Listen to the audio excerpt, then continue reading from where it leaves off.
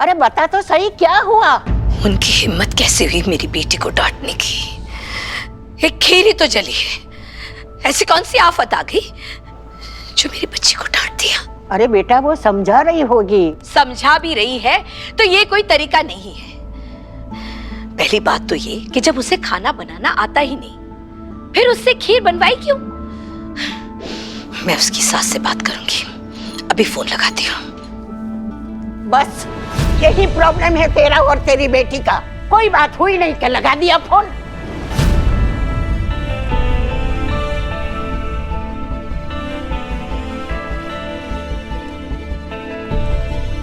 अब डांट दे मुझे, चुप करा दे, लेकिन मैं तो बोलूंगी। जो बात गलत है वो गलत है। मेरी बेटी को सुना रहे हैं और मैं गलत हूँ? एक मामूली सी खीर क्या जल गई और वो लोग? मामूली खीर नहीं थी, वो प्रसाद की खीर थी। और पहली बार तेरी बेटी प्रसाद की खीर बना रही थी। उसकी इम्पोर्टेंस तू क्या जाने। सबकी निगाहें उस पे टिकी थी और उस पे क्या बीत रही होगी तू क्या जाने। जिम्मेदारी को पूरा करके तेरी बेटी को क्या खुशी मिलती तू क्या जाने। सब जानती हूँ मैं, समझती भी हूँ। ये सब कुछ भुगता है मैंने। माना कि तुमने तुम्हारी शादी में बहुत भुगता हुआ होगा, लेकिन कुछ अच्छा भी तो हुआ होगा। कभी कोई पल तो ऐसा बीता होगा जिसे तू याद करके मुस्कुरा सके। कभी तूने भी पहली बार अपने ससुराल में कुछ बनाया होगा। 100 बुराइयों के बीच में एक अच्छी चीज तो तेरी शादी में हुई होगी ना। लेकिन नहीं, तुझे कोई अच्छी बात याद ही नहीं है। तू पत्थर बन चुकी है, इसीलिए तू बुरा ही सोचती है। तेरी शादी को टूटे हुए सालों गुजर चुके और जया की शादी तो अभी कुछ दिनों में ही हुई है। तू अपने अनुभवों को उसके साथ मत जोड़। तू आज तक जो करती आई है वो ही कर रही है, बिना मतलब की दखल अंदाजी। तो लगा ले फोन, लगा दे कलेश और खराब कर दे उसकी पूजा।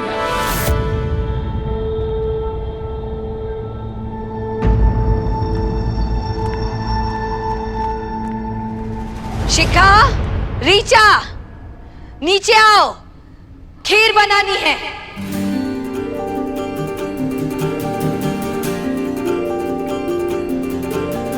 ऐसे क्या देख रही है? खीर के लिए काजू और बादाम कौन काटेगा?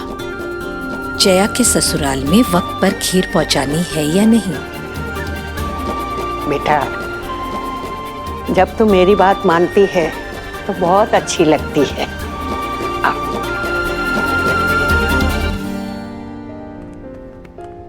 चलिए, बादाम काटिए, टाइम नहीं है।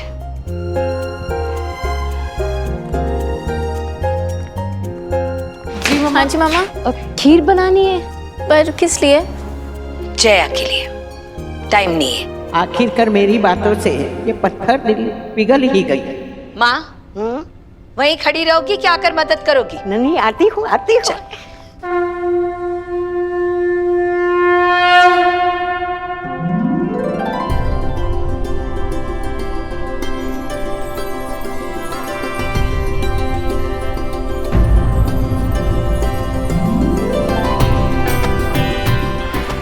जया, परेशान मत हो, कोई ना कोई सोल्यूशन जरूर मिल जाएगा। हाँ, अभी चलो। जया चलो। क्या हुआ, यहाँ क्यों रुक गए? चलो। माँ, वो खीर के चक्कर में। जया, चिंता मत करो, मैंने लल्लन जी को भेज दिया मिठाई लेने के लिए। हाँ? वो आ जाएंगे। वो आते से पहले तो आ जाएंगे ना? हाँ, आ जाएंगे। चलो चलो चलो, आ जाएंगे। चलो।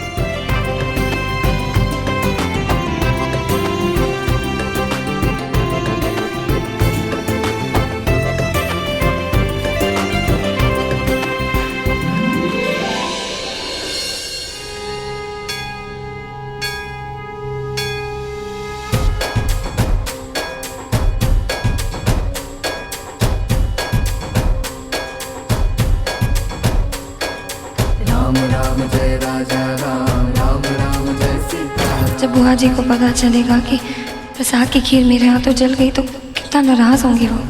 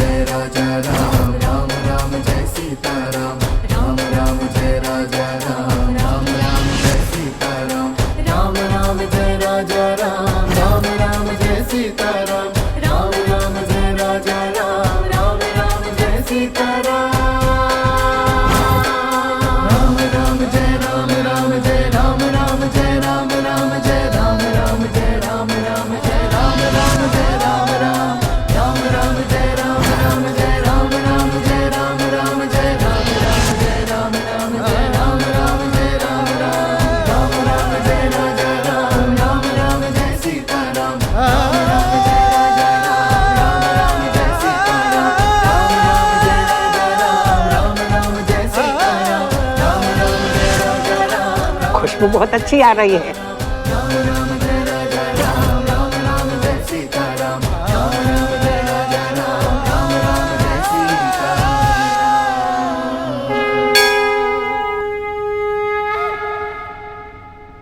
जया, जाओ बेटा, प्रसाद की खीर ले आओ।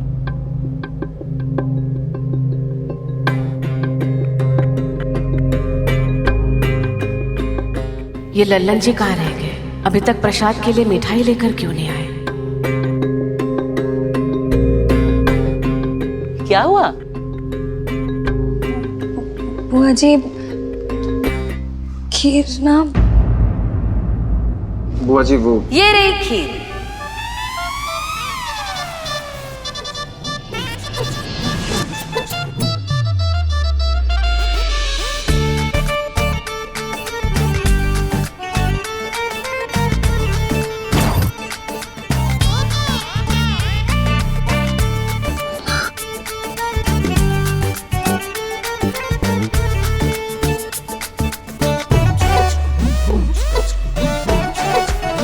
सत्या जी आप?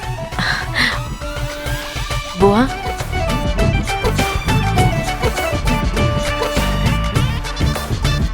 ये सत्या जी है, जया की माँ। नमस्ते। और ये जया के नानी जी। नमस्ते। ऐसे अचानक आने के लिए मैं आप सब से माफी चाहती हूँ। दरअसल वो खीर देनी थी, प्रसाद की खीर?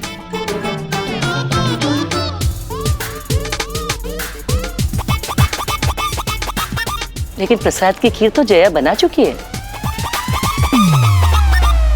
वो जल गई।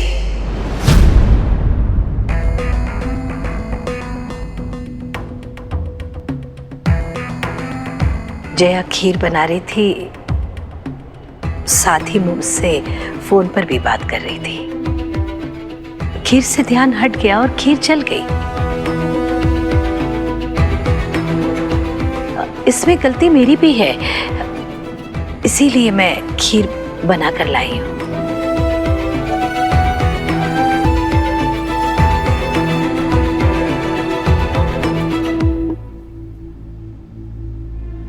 एक खीर के लिए आपने इतनी तकलीफ उठाई? रमा जी, वो मामूली खीर नहीं थी, प्रसाद की खीर थी। एक मामूली सी खीर क्या जल गई? और वो लोग? मामूली खीर नहीं थी, वो प्रसाद की खीर थी। पहली बार प्रसाद की खीर मेरी जया बना रही थी। उसकी इम्पोर्टेंस मैं ही समझ सकती हूँ। सबकी उम्मीदें इस पर थी, सबकी नजर इस पर थी।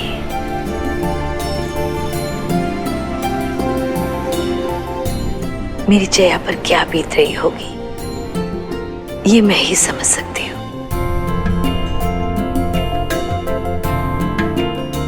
इसीलिए मैं ये खीर बनाकर लाई हूँ। इसे बच्ची समझ करके माफ कर दीजिएगा और ये प्रसाद स्वीकार कीजिए।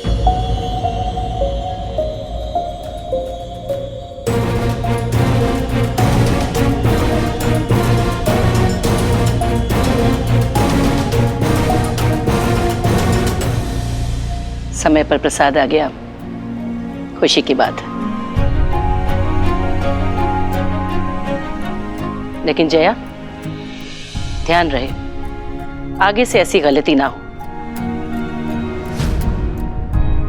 इस बार तो तेरी माँ ने बचा लिया, लेकिन हर बार तो वो नहीं आएंगी ना ससुराल में मदद करने के लिए।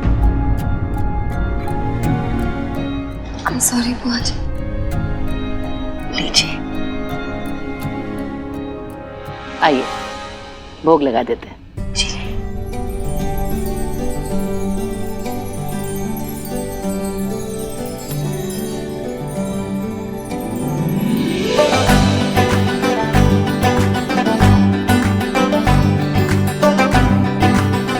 बेटा, ये प्रसाद सबको बांट दो। मैं तब तक पूरे घर में आरती दिखा के आती हूँ। जी अच्छा मम्मा, थैंक यू सो मच, आपने बचा लिया आज। मेरा बच्चा बहुत अच्छा है। मामी जी, बाकी सब तो ठीक है, पर आज ये मौसम इतना बदला कैसे?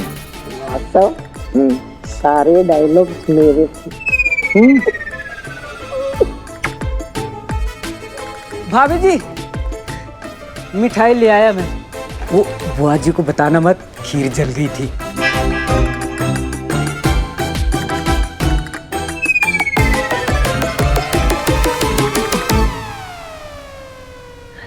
अच्छा जी, अब हम चलते हैं। नमस्ते।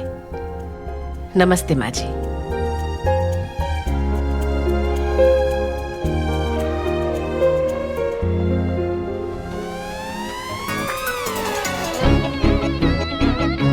ये खीर कहाँ से आई? माँ का आशीर्वाद।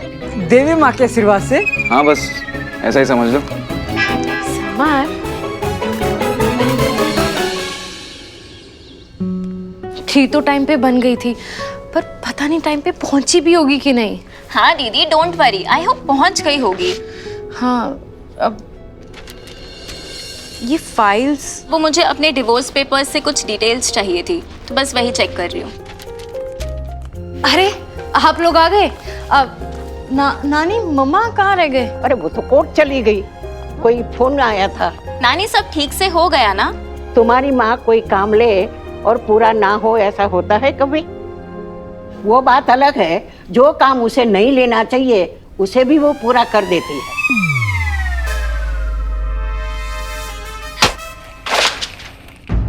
मना किया ना खेलने से। अच्छा रहने दे, मैं कर दूँ।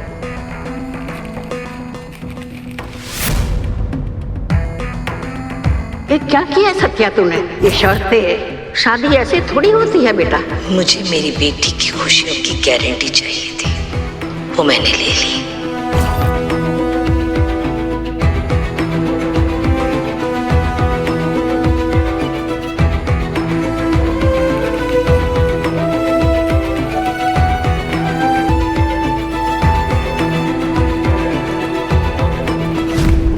अरे नानी, इन पेपर्स में मुझे कुछ काम था। ये सत्या के पेपर्स है ना? हाँ, जब वो आएगी तब देख लेना। पर नानी मुझे बस 2 मिनट का काम था। कहानी बाद में देख लेना।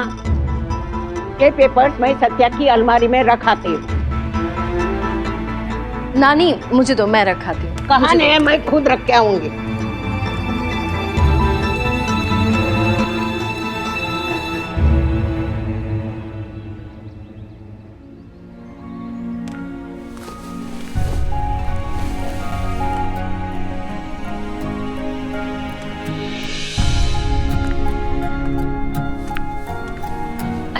जया बेटा, अच्छा हुआ तुम आ गई।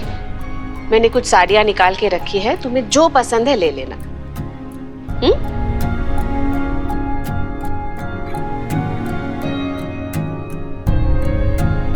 क्या हुआ? सॉरी मम्मी जी, आज मेरी वजह से फिर से पूरी तीज की पूजा ही खराब हो जाती। अरे पर हुई तो नहीं ना। ये समझ लेना कि भगवान जी को तुम्हारी मम्मी को अपनी पूजा पे बुलवाना था, इसलिए बहाना बन गया। क्या?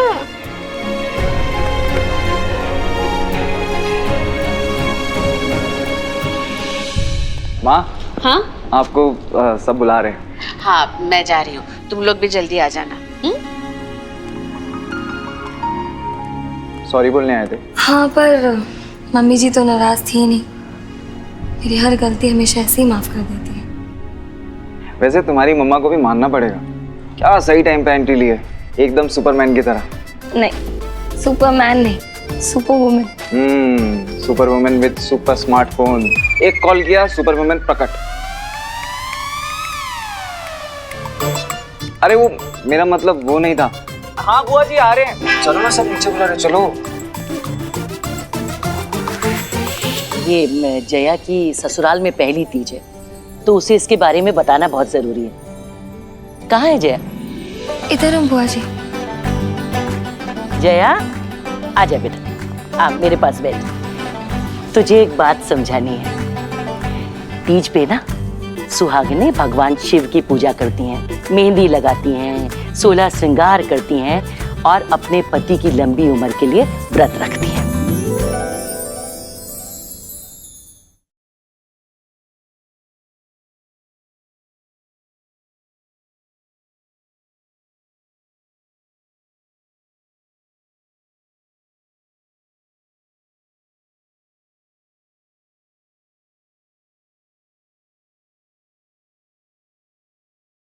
बुआ जी कह रही थी कि ये व्रत अपने पति की लंबी उम्र के लिए रखा जाता है और चांद निकलने के बाद ही इस व्रत को तोड़ते हैं। जया, तू व्रत नहीं रखेगी। मम्मा, मैं कह रही हूँ ना बेटा कि तू व्रत नहीं रखेगी।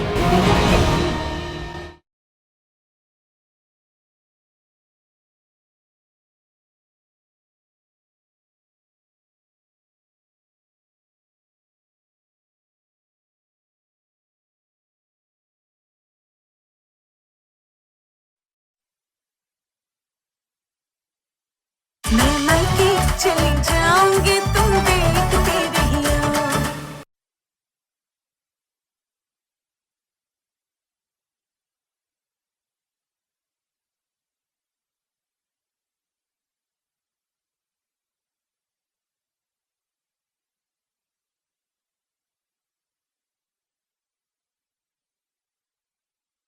तीज पे ना सुहागिनें भगवान शिव की पूजा करती हैं और अपने पति की लंबी उम्र के लिए व्रत रखती हैं। और फिर जब शाम को चांद निकलता है तो चांद को देख के अपना व्रत खोलती हैं। ऐसा करने से पति पत्नी का रिश्ता एकदम मजबूत हो जाता है। और फिर जब बीवियां इतना कुछ करती हैं उनके लिए, तो पतियों का भी फर्ज बनता है कि उन्हें अच्छे अच्छे तोहफे ला कर दें। बुआ जी, सब्र का फल मीठा होता है। अरे बुआ जी, हमारे उमा भाई साहब तो भाभी जी को हर रोज तोहफा देते हैं। वाह भाई वाह, वो मुझे कब गिफ्ट देते हैं? अरे भाभी जी, जो वो पंक्तियां सुनाते हैं को तोहफे से कम थोड़ी ना है। वहाँ पे तीज की तैयारियां चल रही होंगी, कितनी रौनक होगी वहाँ पे। So miss that। क्यों नहीं माँ को फोन करके पूछ लो क्या क्या तैयारियां कर रही हैं।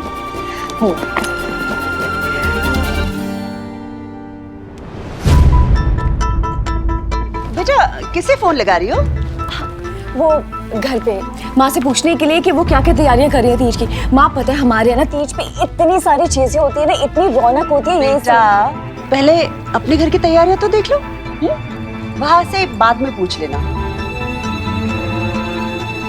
वैसे ये सब कब लिया तुमने? ये सब खरीदा नहीं है, उस दिन समर और भाभी आए थे ना, वो सब लाए थे ये सब। और मैं सोच रही हूँ कि तीज पे ना ये पहनूं, मुझे बहुत पसंद आया। अच्छा है ना, ये देखिए। जी भाभी जी, आपके घर से पार्सल आया है। अच्छा ठीक है, आप जाइए।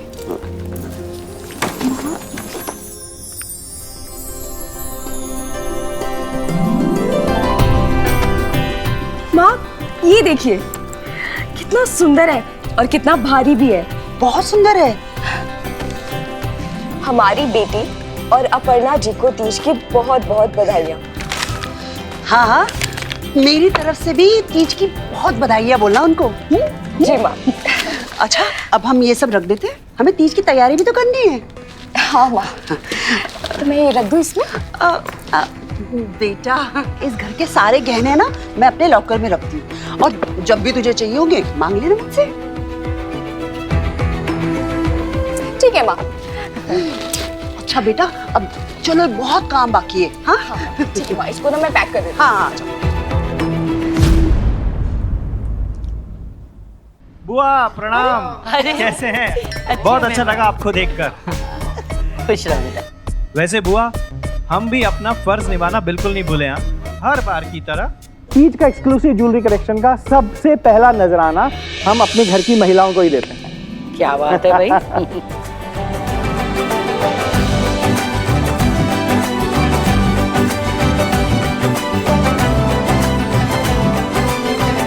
और ये सबसे खास बुआ जी आपके लिए।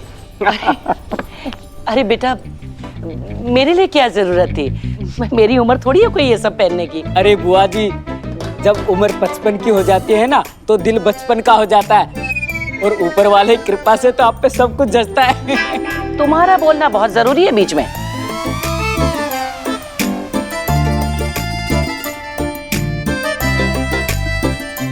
लाखों का होगा। देने वाले की नीयत देखी जाती है, कीमत नहीं। ये बात तो है भैया, मेरे बच्चों का दिल वाकई में बहुत बड़ा है। मैं मायके चली जाऊंगी, तुम देखते रहियो। मैं मायके चली जाऊंगी, तुम एक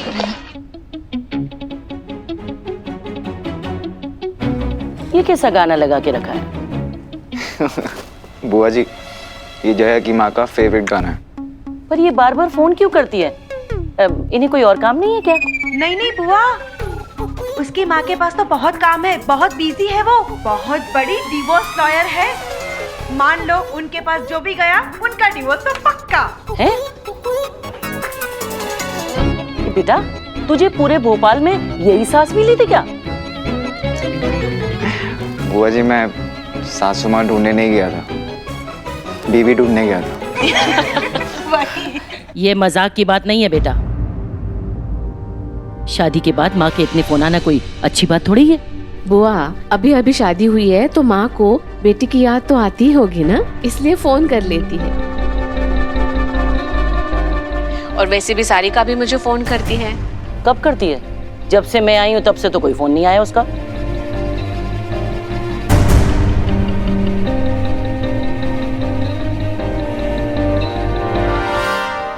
बुआ जी कह रही थी कि ये व्रत अपने पति की लंबी उम्र के लिए रखा जाता है, और चांद निकलने के बाद ही इस व्रत को तोड़ते हैं। जया, तू व्रत नहीं रखेगी?